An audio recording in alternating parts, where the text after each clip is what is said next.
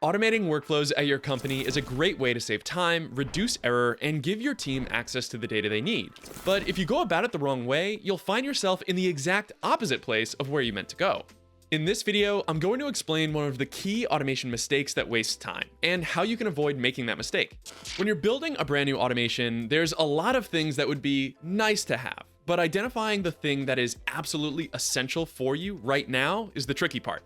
While no-code and low-code is fast, it's not instant. When you're trying to build all the nice-to-have features, you end up getting bogged down, and your build could take days or weeks or even months.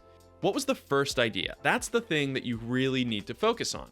Because the problem is, building all of it is going to take a while, and starting with the first chunk will actually help your team and yourself start getting value from the one piece that you completed.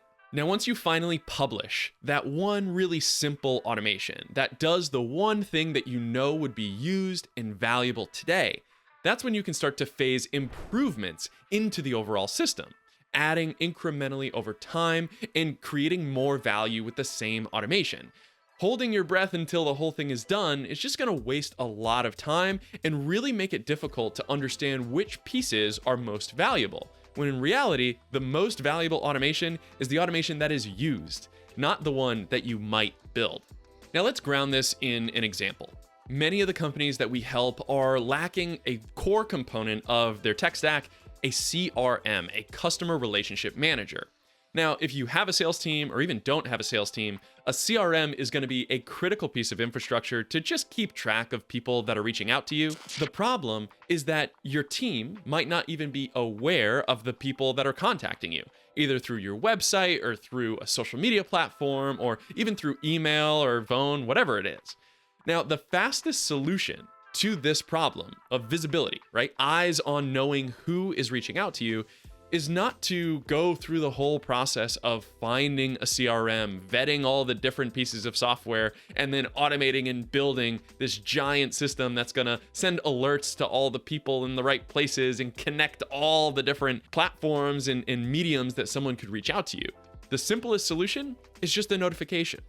It's routing a phone call that comes in to announce inside of a Slack channel or a WhatsApp group or a text message to the one person who is responsible for it. The most effective solution is the one that gets used. It's not necessarily the one that solves the entire problem. Once you have the right person being notified about these people reaching out to you, then you have the ability to build on top of that system. You can take your time and pick the right CRM that fits your organization and then create the contact inside of that CRM after the person gets notified. And this architecture will evolve over time. As the CRM becomes more and more useful and relied upon, then maybe the notification can be sent to someone else, or there's a new deal that gets created, and a whole bunch of different patterns that can occur after you have a CRM. But the first thing you got to do is stop the bleeding. Stop the person reaching out to you, shouting into the void, trying to give you money, and nobody responds to them. How do you solve that? Just notify the right person as soon as possible. And then you create the space and the time and focus that you need to actually be able to pick the right CRM, the right tools to be able to really pour concrete onto the process and be able to scale that process to more than that one person. So now I'm going to show you how you can apply this principle to your own workflows. Let's start with a simple exercise to get things started. Pick a process that you think you might want to automate. Now, it would be best if you have multiple people or multiple pieces of software involved in this process, and you do it every day or every week. Take a second and write a couple candidates down. Then you're going to want to map out the entirety of the process, not just the pieces that use software. If somebody in accounting is handing off something to somebody in operations, or somebody in sales is handing off something to someone in accounting, map that flow out. Identify the people that are involved in each step, and if you can write down the piece of software that is used for each one, even better.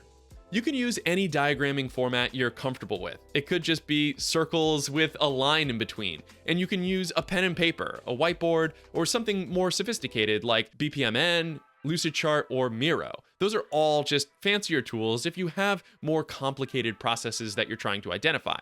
Then you're going to want to reduce this process to the most essential elements. What are the 1 to 5 things that your team needs to do right now? So simplify this diagram. If you could wave a magic wand and move information from one piece of software to another piece of software, what would those things be? You can check if it's possible on XRay.Tools, a free automation search engine that we built to help non-technical people just understand what's possible with the tools they already use. Now we get to the good stuff. It's time to start building automations.